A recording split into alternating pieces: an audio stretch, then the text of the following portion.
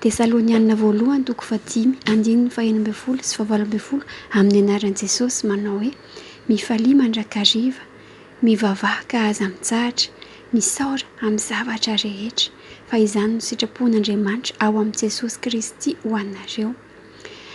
Izany ten'Andriamanitra izany dia mampatsiahy hoe tokony hivavaka mandrakariva tsika, tsy midika hoe mandehana ny am-piangonana isa-minitra, isa-tsegondra.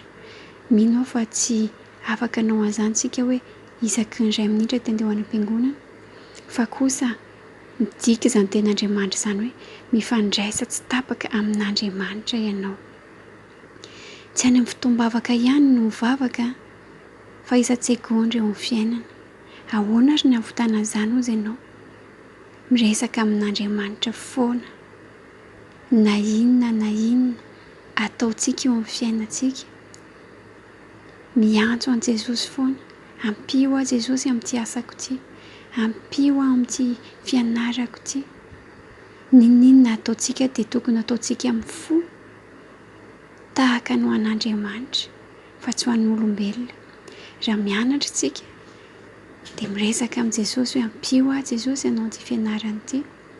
Raha miasa tsika dia miaraka amin'ny Jesosy, sady miasa tsika no afaka miresaka amin'ny Jesosy foana, maka torohevitra amin'ny Jesosy, mangataka ny hery ny fanahy masina, hitarika hatrany na inona ataontsika eo amin'ny fiainana. Izay midika an'ilay hoe mivavaha ka aza mitsahatra, mifalia mandrakariva. Tena izany ny sitrapon'Andriamanitra amin'ny fiainantsika. Tian'Andriamanitra tsika hifanerasera tsy tapaka aminazy. Andriamanitra ny raintsika. Dia ny tsara fa rehefa mifanerasera matetika amin'ny olona iray tsika dia mihafantatra tsika bebe kokoa iny olona iny.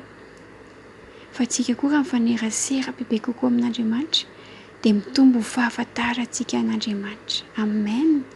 Toy ny zazakely mahalala ny feo an-dreniny izy.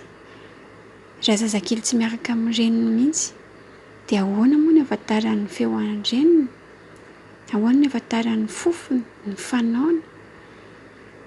Fa izay olona mifanerasera amin'ny zaza iny matetika no sy mitakosina amin'ny zaza iny no fantany kokoa, ny fantany tsara ary mety ametrahany fitokisana. Izany mahatonga an'Andriamanitra miteny hoe mivavaha ka aza mitsahatra. Dia amin'izay tsika mba mahalala ny feo an'Andriamanitra, mahalala ny fanaon'Andriamanitra, mahafantatra an'Andriamanitra tsara, mitombo fahalalana an'Andriamanitra. Mahasambatra izany ry havana. Afaka mitentsika amin'izay fotoan'izao hoe fantatro ny Andriamanitra. Rehefa mikasokasoka amin'Andriamanitra foana tsika, mivavaka, mamaky ny tenin'Andriamanitra, dia haintsika ny fanaon'Andriamanitra, haintsika ny feony. Miandry ny fanapa-kevitr'Andriamanitra tsika vao manao zavatra. Hainao tsara ny manavaka izay tenin'Andriamanitra sy teny tsy avy amin'Andriamanitra. Rehefa mamaky ny tenin'Andriamanitra tsika dia ampatsiahiviny atsika amin'ny fotoana ilaintsika ireny tenin'Andriamanitra ireny. Entintsika miady eo amin'ny fiainana. Fanahy masina mampatsiahy antsika ireny zavatra ireny. Ka mila mifanerasera matetika amin'Andriamanitra tsika. Raha tsy ny tenin'Andriamanitra no toetra-betsaka ao anatintsika dia inona no verimberinao an-tsaintsika?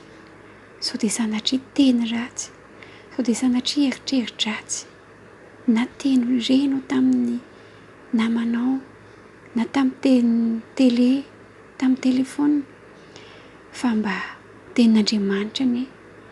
Andin-tsoratra masina anie no verimberinao an-tsaintsika matetika, ary isaky mietsika dia mahatsiaro an'Andriamanitra. Anao an'ity Andriamanitra, anao an'ity Jesosy fa hiaraka amiko. Mety eza hiaraka amiko indray anao an'ity zavatra ity. Ninona ataonao isa-minitra, isa-tsegondra. Amen. Dia hiasa aminao an'io fanan'Andriamanitra.